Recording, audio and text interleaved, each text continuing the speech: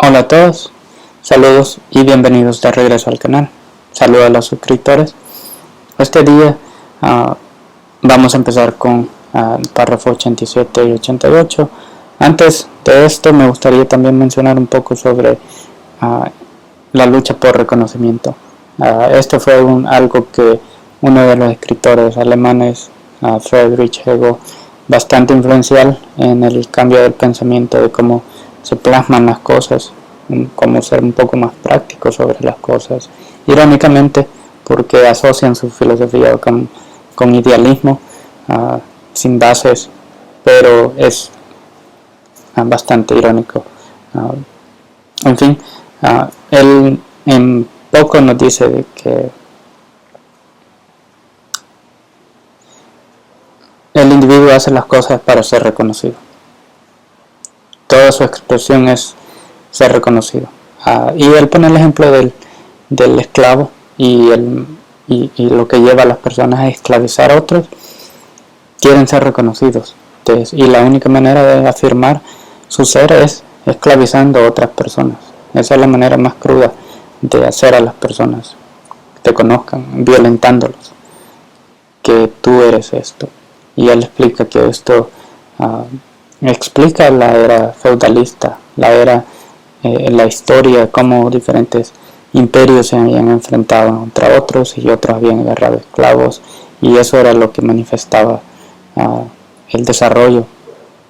Ya Marx empezó a enfocarse más en estos elementos sociales de la relación entre personas y llegó a una conclusión un poco reductiva sobre cómo solucionar esto,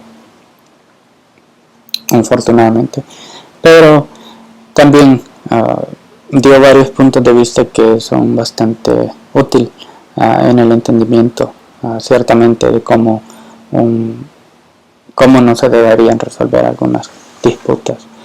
Pero entonces esto es lo que donde se refiere en el párrafo, cuando se refiere a lucha por el reconocimiento, es eso, que cómo se han hecho las sociedades, y esto justifica el uso de violencia. Acordémonos que esto es una gran parte de la tradición también, cómo se ha entendido la historia por medio de violencia, el conocimiento, cómo se ha llegado. Entonces nosotros que vivimos en un mundo diferente al de ese tiempo, ya estas cosas son de segunda naturaleza y entendemos con palabras, podemos observar casos, pero son cosas inherentes en las sociedades que difícilmente se separan. Eso es lo que hace a la persona, como dijo Aristóteles, el individuo es un animal político. Tiene inherentemente estas cosas, estas tendencias, y así es como se corrige. Entonces, aquí les dejo párrafo 87 y hasta me regreso. Párrafo 87. De esta manera, al etiquetear, entre comillas, lo que sea, cierro entre comillas, por título, el objetivo real de su interés, despertado por algún sentimiento curioso, que el contenido supuestamente refleja, carece de verdadera pasión por escribirlo, no por mencionar la extensión vana de los ojos que miran como si fuera una luz dada por un dios flotante. Punto.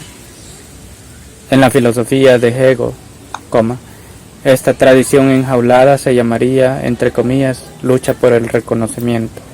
Cierro entre comillas. Entonces, lo que llaman en esto, yo lo pongo que puede ser también interpretado como vanidad. Ciertamente, si se evita el tema de que esto es violencia, es a veces la vanidad de ser visto como un escritor por el esfuerzo que han hecho otras personas, otros escritores de calibre en estos temas de desarrollo.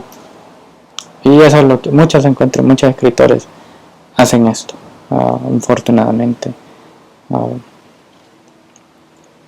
En fin, esto es todo lo que voy a mencionar sobre este tema.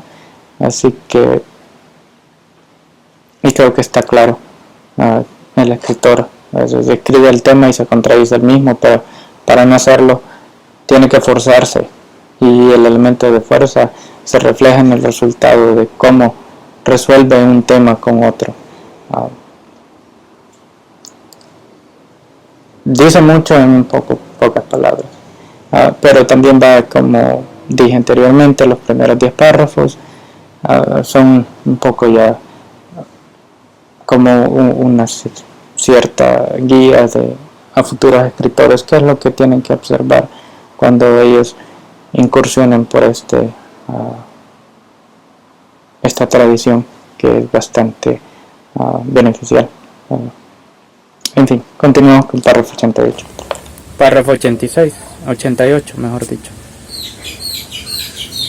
En esta lucha por el reconocimiento encontramos los métodos de muchos escritores, que a menudo los emplean en sus negocios, pero no veo por qué el reconocimiento es y debería ser una lucha,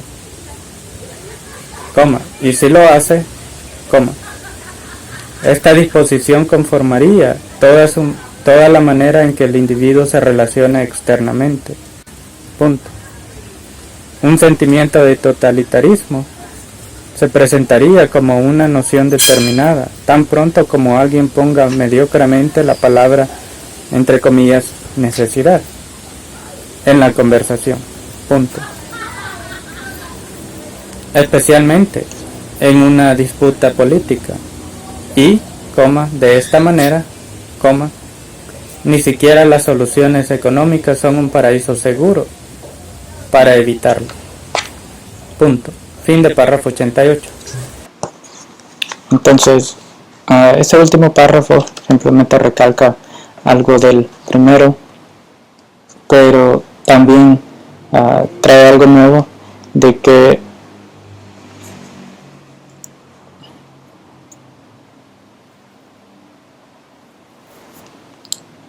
como mencioné, que cuando el resultado de lo que se escribe lleva para resolver tal vez lo que el escritor a veces encuentra una dificultad para dar una opinión de resolver algo y se necesita recurrir a la violencia, es necesario que también haya un sentido de ser un totalitario, y tiene que estar en el ser para que pueda recurrir a resolver cosas de esta naturaleza. Entonces, si él es sincero de esta manera, el trabajo lo refleja. El ser es como un ser humano, se refleja lo que el ser humano es. Entonces no es mentira, no es otra cosa. Esto es lo que sucede, y esta es la solución que ciertamente muchos escritores que son estimados han dado como resolución a las cosas, de cómo resolver algo, y al seguir el aviso simplemente justifica la violencia. Y ya observamos algo sobre esto, hemos hablado bastante sobre este tema, de que especialmente cómo se justifica usar la violencia para el ciudadano y el individuo cuando no se sabe mejor. Simplemente es y puse el ejemplo del hedonismo, que lo dejan hacer lo que quieran, y eso justifica que el Estado use aún más violencia para hacer las cosas, en fin, para corregirlo en cierta manera. La palabra necesidad es bastante también parecida a la manera en que se utiliza al decir un fantasma, bien parecida, porque al decir esto es necesidad de hacerlo, es bastante serio. Así, por ejemplo, en un caso, el holocausto, una guerra, es una necesidad de hacer para tener un cierto beneficio.